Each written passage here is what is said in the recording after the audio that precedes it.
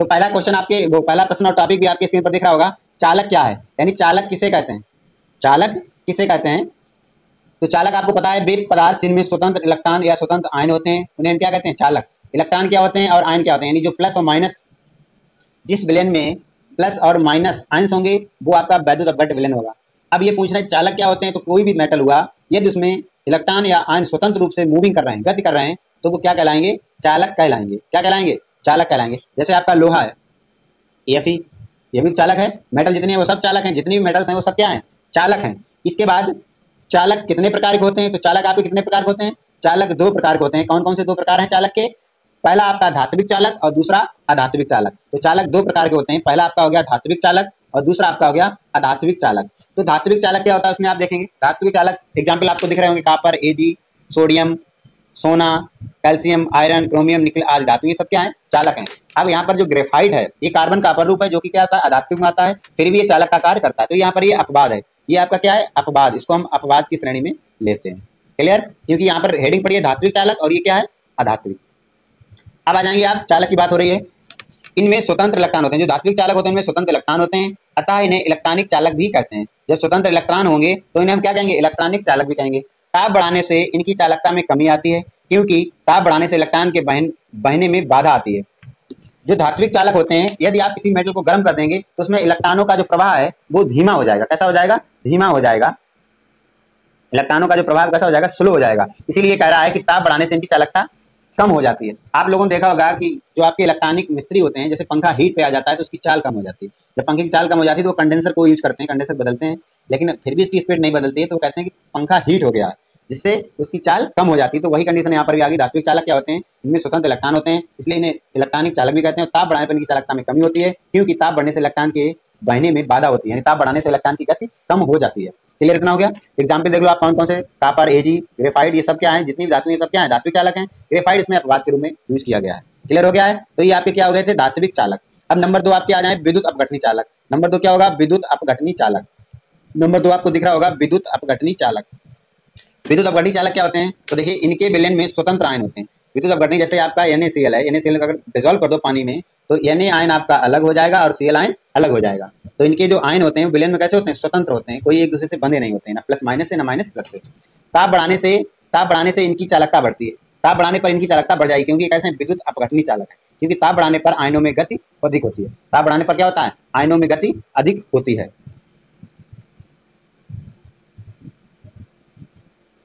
Example देख लें आप इसके,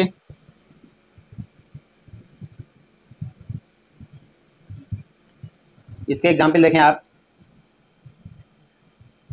एग्जाम्पल मैंने आपको पहले स्क्रीन पर दे दिया था।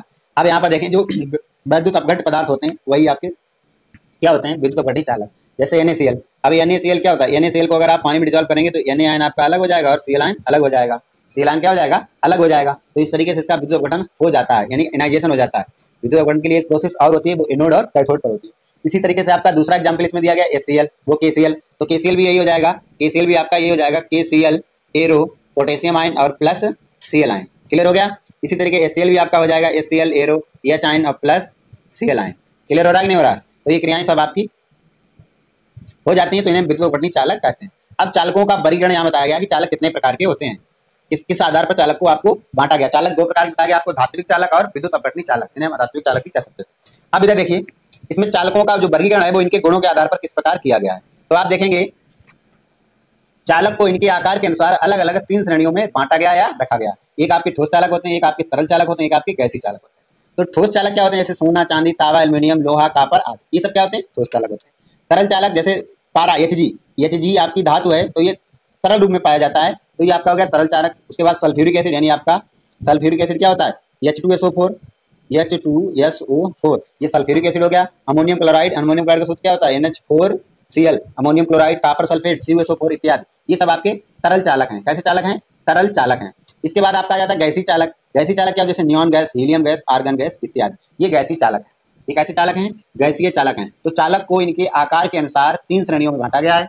वैसे तो चालक आपके 2 प्रकार के होते हैं, धात्विक चालक और विद्युत अपघटनी चालक, यानी हम धात्विक चालक या अधात्विक चालक भी इनको बोल सकते हैं, लेकिन विद्युत अपघटनी चालक इसलिए उच्चतम शब्द है क्योंकि वहां पर वो एनाइजेट होते हैं, एनाइजेशन उनका होता है।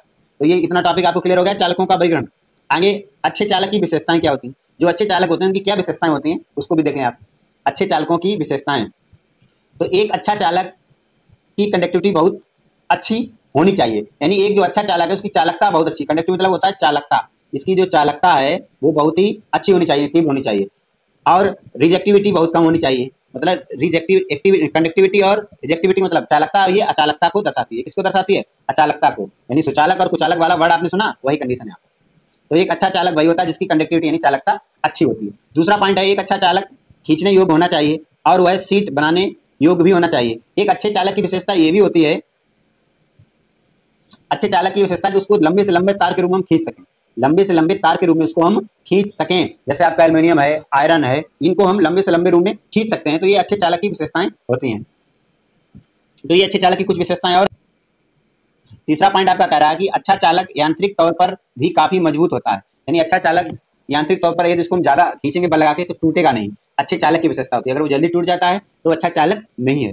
दूसरा अगला पॉइंट इसमें दे रहा है, एक अच्छा चालक या एक अच्छे चालक में नरम होने का गुण भी होना चाहिए, कि जिससे अगर वो हीट पे आ जाता है तो नरम हो जाए, ये नहीं कि बिल्कुल पिघलने लगे या जलने लगे, या उसको हम अपने हाथों से आसानी से तोड़ सकें, वो अच्छे चालक नहीं होते हैं। अंतिम पॉइंट है, एक अच्छे चालक की कीमत ज्यादा नहीं होनी चाहिए। ये भी नहीं कि अच्छा चालक है जैसे चांदी, फिर उसकी कीमत बहुत अधिक, समझाई नहीं? तो ये भी नहीं होना चाहिए कि अच्छे चालक अच्छा है लेकिन उसकी कीमत अधिक नहीं होनी चाहिए। अब आपकी जो इंपॉर्टेंट हेडिंग है उसको देखेंगे आप, चालकत्व क्या है, चालकत्व किसे कहते हैं, इससे आपके न्यूमेरिकल्स भी लगेंगे। चालकत्व, मुख्य हेडिंग आपकी है चालकत्व। क्लियर? कह रहा है प्रतिरोध के व्युत्क्रम को चालकत्व कहते हैं। प्रतिरोध क्या होता है आपका, प्रतिरोध को किससे रिप्रेजेंट करते हैं? आर से। इसका व्युत्क्रम क्या हो जाएगा? 1/r, यानी कि जो प्रतिरोध का व्युत्क्रम है उसे हम बोलते हैं चालकत्व। इसे जी से प्रदर्शित करते हैं, इसे जी से प्रदर्शित करते हैं। तो आपका रिएक्शन क्या बन जाएगा? जब ये प्रतिरोध का व्युत्क्रम है तो प्रतिरोध को हम किससे रिप्रेजेंट करते हैं? आर से। व्युत्क्रम मतलब हो गया 1/r, और चालकत्व को किससे प्रदर्शित करते हैं? जी से। तो जी बराबर 1/r। ये आपका यहाँ पर डेरिवेशन क्लियर हो गया है, ये आपका यहाँ पर डेरिवेशन क्लियर हो गया है। अब चालकत्व का मात्रक क्या होता है उसको भी देख लें आप। नीचे दिखाया है, इसकी इकाई प्रति ओम या सीमेंस होती है। इसकी जो इकाई है वो प्रति ओम या सीमेंस होती है। नीचे दिया गया है प्रतिरोध, यानी जैसे आपसे पूछा जाए प्रतिरोध क्या है, प्रतिरोध उसके नाम में ही परिभाषा है। तो प्रतिरोध क्या है? जिसको हम कहते हैं रेजिस्टेंस। देखिए कह रहा है विद्युत धारा के बहने में उत्पन्न रुकावट को प्रतिरोध कहते हैं। जैसे अगर विद्युत धारा बह रही है तो उसको रोकने के लिए जिसका भी प्रयोग किया जाता है वो प्रतिरोध होता है, या वो क्रिया प्रतिरोध कहलाती है। विद्युत धारा के बहने में उत्पन्न रुकावट को प्रतिरोध कहते हैं, इसे आर से रिप्रेजेंट करते हैं। ये आप 9 से ही सुनते आ रहे हैं, प्रतिरोध किसे कहते हैं। क्लियर हो गया? कितना क्लियर हुआ बेटा? नेक्स्ट हेडिंग आपकी देखिए, तो हम देखेंगे अब प्रतिरोध। क्या देखेंगे? प्रतिरोध। तो देखिए प्रतिरोध आप यहाँ तक देख चुके थे कि इसको हम किससे प्रदर्शित करते हैं? आर से प्रदर्शित करते हैं। प्रतिरोध को किससे प्रदर्शित करते हैं? आर से प्रदर्शित करते हैं। अब दूसरे रूप में इसको हम क्या कह सकते हैं? देखो अगर हमें डेरिवेशन करना है तो क्या कह सकते हैं? कह रहा किसी धात्विक तार का प्रतिरोध उसकी लंबाई के समानुपाती तथा अनुप्रस्थ काट के क्षेत्रफल के व्युत्क्रमानुपाती होता है। यानी किसी भी तार का जो प्रतिरोध है आर है वो लंबाई के समानुपाती होगा और उसके अनुप्रस्थ काट के क्षेत्रफल के क्या कैसा होगा? व्युत्क्रमानुपाती होगा। कोई हरकत कर रहा है बेटा? क्षेत्रफल के व्युत्क्रमानुपाती होता है, अनुप्रस्थ काट के क्षेत्रफल के व्युत्क्रमानुपाती होता है। तो आपका ये सूत्र बन जाएगा, देखो कैसे बनेगा, आप पहले इसको क्लियर कर लें, यहीं पे फिर इसको डेरिवेशन कराते हैं। आगे कह रहा है इसे किससे प्रदर्शित करते हैं? रो, इस तरीके से पी जैसा होता है, इससे प्रदर्शित करते हैं किसको? विशिष्ट प्रतिरोध को। यानी प्रतिरोध तो आर हो गया, अब ये आपका क्या हो गया? विशिष्ट प्रतिरोध हो गया। ये आपका विशिष्ट प्रतिरोध हो गया जिसे हम रो से रिप्रेजेंट करते हैं। तो वही आपका फार्मूला बन जाएगा, रो इक्वल टू 1/L/A। ठीक है, ये विशिष्ट प्रतिरोध कहलाता है। चलिए नेक्स्ट टॉपिक की ओर बढ़ रहे हैं। पर विशिष्ट चालकत्व, यानी जो विशिष्ट प्रतिरोध आपको बताया गया था, विशिष्ट प्रतिरोध, उसके बाद आपकी हेडिंग है विशिष्ट चालकत्व। विशिष्ट चालकत्व किसे कहते हैं? तो विशिष्ट चालकत्व किसे कहते हैं? तो विशिष्ट प्रतिरोध या प्रतिरोधकता के व्युत्क्रम को हम विशिष्ट चालक क्या कहते हैं? विशिष्ट चालकत्व कहते हैं। विशिष्ट प्रतिरोध को आप किससे प्रेजेंट करते थे? रो से। ठीक, प्रतिरोध को आप किससे प्रेजेंट करते थे? आर से। तो आर बराबर भी आप फार्मूला सीखे हैं, यानी 1/R इक्वल टू जी होता है, और रो बराबर भी आप फार्मूला सीख चुके हैं। रो बराबर भी आप फार्मूला सीख चुके हैं किसके व्युत्क्रम होता है। अब मुझे यहाँ पर देखना है विशिष्ट प्रतिरोध, क्या देखना है? विशिष्ट चालकत्व। तो परिभाषा देखेंगे आप, विशिष्ट प्रतिरोध या प्रतिरोधकता के व्युत्क्रम को विशिष्ट चालकत्व कहते हैं और इसे के से प्रदर्शित करते हैं। किससे प्रदर्शित करते हैं? के से प्रदर्शित करते हैं। तो विशिष्ट प्रतिरोध के व्युत्क्रम को हम विशिष्ट चालकत्व कहते हैं। अब हम विशिष्ट चालकत्व को के से प्रदर्शित करते हैं, विशिष्ट प्रतिरोध को हम आर से प्रदर्शित करते हैं, और ये किसके बराबर है? आपका के के बराबर है। ये किसके बराबर है? के बराबर है। यानी विशिष्ट चालकत्व जो है आपका वो के से प्रदर्शित किया जाता है, और ये जो विशिष्ट चालकत्व है ये ये विशिष्ट प्रतिरोध का व्युत्क्रम है, यानी 1/ρ बराबर क्या हो जाएगा आपका K, यानी विशिष्ट प्रतिरोध का व्युत्क्रम ही विशिष्ट चालकत्व कहलाता है। क्लियर, यही आपका डेरिवेट यहाँ दिया गया है, देख लो आप। अर्थात ये कह रहा है अर्थात K बराबर 1/ρ हो जाएगा, और चूंकि 1/r बराबर क्या होता है G, 1/r बराबर क्या होता है G, तो ये वैल्यू आप जब इसका से संबंध रखेंगे तो K बराबर क्या हो जाएगा, G बराबर 1/r होता है, K बराबर 1/ρ होता है। तो इन दोनों समीकरणों से विशिष्ट प्रतिरोध तथा प्रोधकता के सूत्र के मान रखने पर हमें G बराबर क्या प्राप्त होगा, G बराबर हमें प्राप्त हो जाएगा K × A/L। अब आप कहेंगे ये कहाँ से आ गया, तो हमने अभी पढ़ा था विशिष्ट प्रतिरोध बराबर L/A, पढ़ा था नहीं पढ़ा था। विशिष्ट प्रतिरोध क्या होता है, उसके लंबाई के समानुपाती तथा अनुप्रस्थ क्षेत्रफल के व्युत्क्रमानुपाती होता है। इस चीज को आप अच्छी तरीके से समझें, ये डेरिवेशन आप समझ नहीं पा रहे होंगे। देखिए आपका चूंकि इस डेरिवेशन से K बराबर इतना निकला और इतना होता है, G बराबर 1/r होता है। चूंकि यहाँ पर एक चीज नहीं देगी, उसको आप देख लें। आपने विशिष्ट प्रतिरोध यानी ρ बराबर आपने निकाला था लंबाई बटे क्षेत्रफल, यानी इसका जो विशिष्ट प्रतिरोध होता है, ये जो विशिष्ट प्रतिरोध होता है वो लंबाई के समानुपाती होता है तथा उस अनुप्रस्थ क्षेत्रफल के व्युत्क्रमानुपाती होता है। तो सूत्र आपका बन जाएगा ρ = L/A। अब ρ = L/A होता है और G बराबर 1/r है, K बराबर 1/ρ है, तो ρ की जगह हम इतना सी रख सकते हैं, तो ρ की जगह हम रख सकते हैं क्या L/A। तो ये उल्टा हो जाएगा, A/ क्या हो जाएगा L, A/L हो जाएगा। K बराबर क्या हो गया A/L हो गया। अब चूंकि आप देख सकते हैं यहाँ पर G बराबर हमें निकालना किसके बराबर है, K के बराबर ही निकालना है। अब क्योंकि यहाँ पर G बराबर क्या हो जाएगा, विशिष्ट प्रतिरोध का सूत्र G बराबर आपका हो जाएगा K × A/L, स्मॉल l बटे स्मॉल l या कैपिटल L, यानी लंबाई को L से प्रेस किया, कैपिटल से मैंने स्मॉल l से। बात देखिए, अब K × A बराबर हो जाएगा G × L, फिर ये गुणा कर देंगे हम तो क्या हो जाएगा K × A बराबर G × L। G आपका क्या है यहाँ पर चालकत्व जो विशिष्ट प्रतिरोध के व्युत्क्रमानुपाती होता है, ठीक है। अब K बराबर क्या हो जाएगा G × L/A, K बराबर आपका क्या सिद्ध हो गया G × L/A। तो अब इस चालकत्व को निम्न परिभाषा, इससे आपकी नई परिभाषा बन जाएगी, उसको आपको देखना। नई परिभाषा क्या हो जाएगी, इस डेरिवेशन के आधार पर आपकी जो नई परिभाषा बनी उसको देखेंगे आप।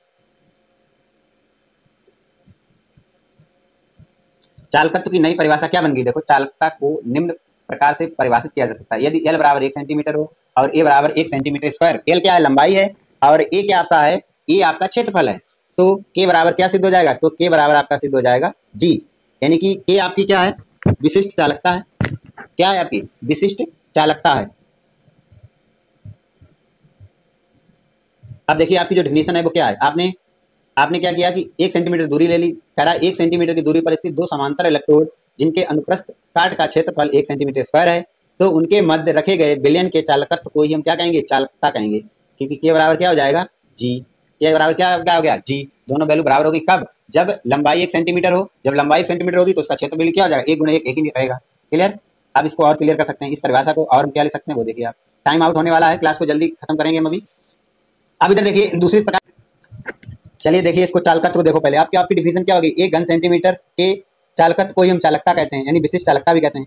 1 घन सेंटीमीटर, अब तो चालकता की इकाई क्या हो जाएगी, K बराबर आपका होता है G × L/A।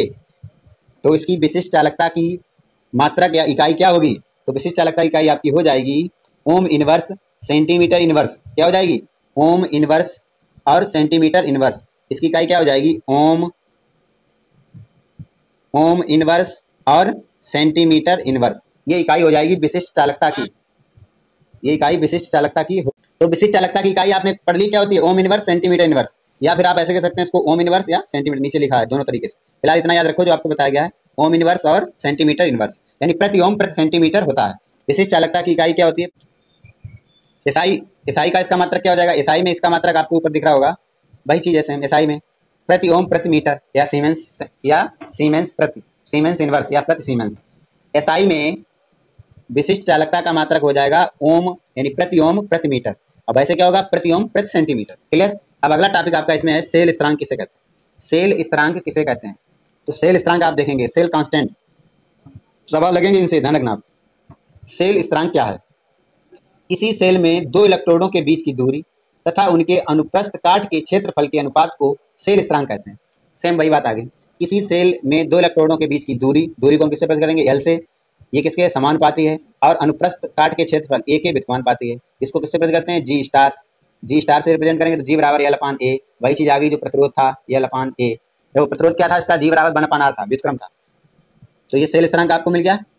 डेरिवेशन में मिल गया। अब इसको हम और डेरिवेट करेंगे तो देखो ये आपका सूत्र सिद्ध हो गया था सेल स्थिरांक का, G बराबर L अपान A। अब चूंकि हम जानते हैं वी नो दैट K बराबर होता है, K बराबर आपका क्या होता है G into L upon A, K बराबर होता है G into L upon A। चूंकि G स्टार का मान रखने पर तो इसका मान रख देंगे तो क्या हो जाएगा K बराबर G, एक तो ऑलरेडी थी और दूसरी G कौन सी आ गई स्टार वाली, सेल स्थिरांक वाली, तो ये हो जाएगा G गुणे G स्टार, हो गया G गुणे G स्टार। अब चूंकि G बराबर होता है 1 अपान R, G बराबर क्या होता है 1 अपान R, तो G की जगह हम 1 अपान R रख देंगे तो क्या बराबर हो जाएगा 1/R गुणे G स्टार। ये तो हो जाएगा, वही आपको यहाँ पर सिद्ध कर दिया गया, K बराबर सिद्ध कर दिया गया G स्टार अपान R। क्लियर? किसी कोई दिक्कत हो तो पूछ सकता है हमसे, इसमें किसी कोई प्रॉब्लम हो तो पूछ सकता है। आज नेटवर्क की वजह से बहुत से बच्चे क्लास छोड़ रहे हैं, ऑटोमेटिक छूट जाता है। तो इस सेल स्थिरांक समझ में आ गया आपको नहीं? सेल स्थिरांक K बराबर, सेल स्थिरांक में K बराबर आपको इतना सिद्ध करना है G स्टार बटे R, ये किसका हो गया सेल स्थिरांक और विशिष्ट चालकता में संबंध हो गया। वैसे सेल स्थिरांक आपका ये है G बराबर L अपान A, सेम वही है। किसे कहते हैं, लास्ट हेडिंग रहेगी आपकी मोलर चालकता किसे कहते हैं, अगर खत्म हो जाए तो ठीक है। मोलर चालकता किसे कहते हैं, ये भी इंपॉर्टेंट है आपके लिए, बताइए बेटा किसी कोई समस्या हो। मोलर चालकता कह रहा, देखो देखिए जरा, 1 सेंटीमीटर की दूरी पर स्थित दो समांतर इलेक्ट्रोड जिनके मध्य किसी विद्युत अपघट्ट का 1 मोल घुला है तो उस संपूर्ण विलयन की चालकता को ही मोलर चालकता कहते हैं। ये आपको बहुत पहले बता दिया गया था जब आपने पढ़ा था इलेक्ट्रोड के बारे में, कि ये आपका एक पात्र होता है, इसमें कापर का एक इलेक्ट्रोड छड़ पड़ी होती है, इसकी जो सांद्रता होती है माना 1 मोलर विलयन, 1 मोलर विलयन यही होती है इसकी सांद्रता, वही इसकी मोलर चालकता, उसमें इलेक्ट्रॉनों का जो चलन है वो मोलर चालकता। तो वही कह रहा है यहाँ पर, देखेंगे आप 1 सेंटीमीटर की दूरी पर स्थित दो समांतर इलेक्ट्रोड जिनके मध्य किसी विद्युत अपघट्ट का 1 मोल घुला हो, यानी विलयन की सांद्रता कितनी हो 1 मोल हो, तो उस संपूर्ण विलयन की चालकता को ये मोलर चालकता कैसे हैं, इसे उल्टी V सफिक्स m से प्रदर्शित करते हैं। ध्यान रखो आप, मोलर चालकता कोलराउस के नियम में भी इसकी उपयोग होगा, ध्यान रखो आप। अब इसे उल्टी V सफिक्स m से प्रदर्शित करते हैं, इसको आप इसे ध्यान रखें। मोलर चालकता का सूत्र निम्न प्रकार ज्ञात किया जा सकता है, मोलर चालकता बराबर आपका क्या हो जाएगा K into B, K into B, यानी K आपकी क्या है विशिष्ट चालकता और V आपका आयतन। क्लियर? तो इसमें कह रहा है आगे, इसमें देखो क्या कह रहा है, यदि पदार्थ की सांद्रता C मोल प्रति लीटर है तो V बराबर कितना हो जाएगा 1000 बटे C, तो उल्टी V सफिक्स m बराबर क्या हो जाएगा K इंटू 1000 बटे C। तो इसकी इकाई भी अब क्या हो जाएगी प्रति ओम सेंटीमीटर स्क्वायर प्रति मोल, प्रति ओम सेंटीमीटर स्क्वायर प्रति मोल हो जाएगी, और SI में इसका मात्रक हो जाएगा प्रति ओम मीटर स्क्वायर प्रति मोल, ये जो नीचे दिया गया। तो ये आपकी मोलर चालकता होगी। कुछ बच्चों को ये चीज़ समझ नहीं आ रही होगी तो मैं इनकी PDF बना के आप लोगों के पास भेज दूँगा।